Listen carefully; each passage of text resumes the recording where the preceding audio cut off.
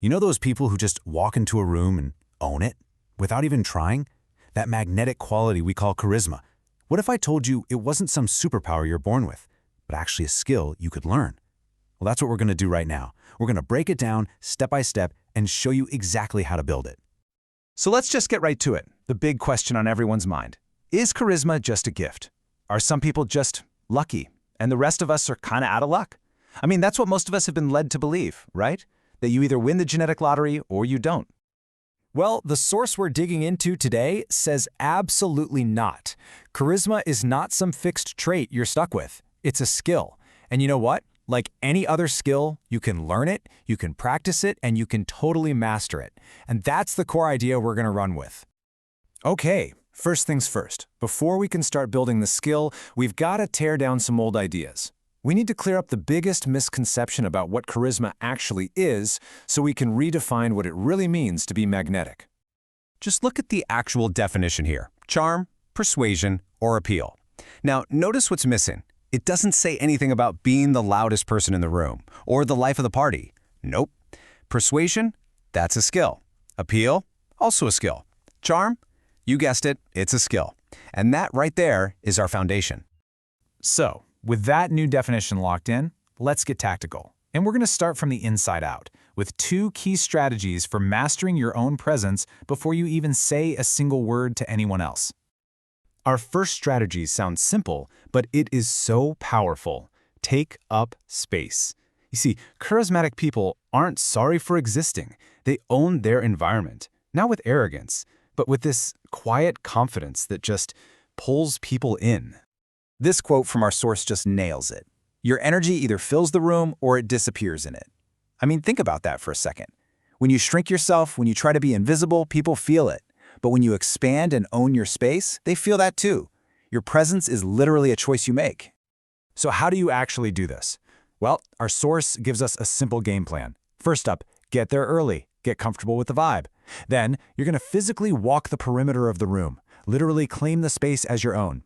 And finally, you visualize your message, your energy, reaching every single corner.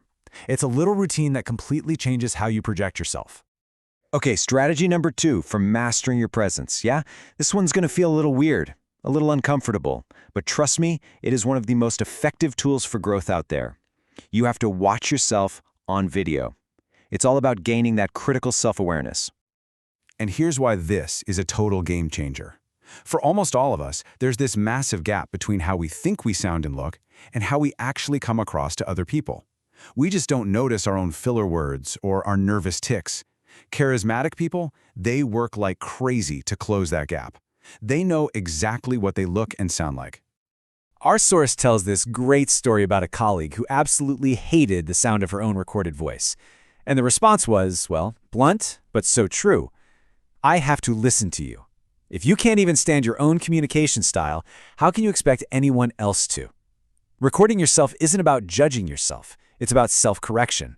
It's your secret weapon for getting better. All right, so we've worked on the inside game, right? Mastering your own presence. Now let's flip the switch and talk about the outside game, how you master the actual connection you make with other people. Strategy number 3 is where we flip the script on all that social anxiety. Instead of waiting for things to happen, you make them happen. The mission, should you choose to accept it, is to walk into a room and proactively introduce yourself to every single person you can. You know this feeling, right? This is what most of us do. We play the waiting game. We stand in a corner, glued to our phone, hoping someone talks to us, and all the while, that little voice in our head is just spiraling with negativity. Being passive is the absolute enemy of charisma. But here's the secret hack behind this. When you take the initiative, you take control. It doesn't even matter if you're nervous inside. Your actions are projecting confidence. You're creating the illusion of charisma, which pretty quickly becomes real, because now you're the one guiding the conversation. Okay, let's just pause on this one for a second. Seriously, when was the last time you made someone feel truly, completely heard? Like they were the only person in the entire world in that moment. That feeling is the very core of our next strategy. And that's it right there. True charisma isn't about being interesting, it's about being interested. It's all about shifting that spotlight off of you and shining it directly onto the other person. It's a quiet move, but it is incredibly magnetic. This story from our source is the perfect example. One team member just talked at a vendor, basically a monologue, and learned absolutely nothing. Our source? They just asked questions and listened. And the result? The vendor spilled his entire competitive strategy. That is the power of making someone feel heard. So here's your new playbook for conversations. Rule number 1, ask 3 genuine questions before you even think about making a statement about yourself. Listen for their goals, their problems. This isn't about just waiting for your turn to talk. It's about being genuinely curious. Because at the end of the day, people will forget what you said, but they will never forget how you made them feel. So we've covered presence and connection, but there is one final piece. And honestly, this is the one that holds the whole thing together. Without it, everything else we've talked about is just an act. This is the authenticity key, the most important strategy of all. The final strategy is simply this: be authentic. Because charisma without authenticity, that's not charisma, that's just manipulation. All of these techniques will fall completely flat if people sense that you're not being real. If they can't trust you, they're not going to be persuaded by you. And this just draws a crystal clear line in the sand. A people pleaser hides what they really think because they want to be liked. And you know what? They become forgettable. But a charismatic person, they share their perspective respectfully. Their goal isn't to be liked, it's to be trusted. And people follow real individuals who actually stand for something.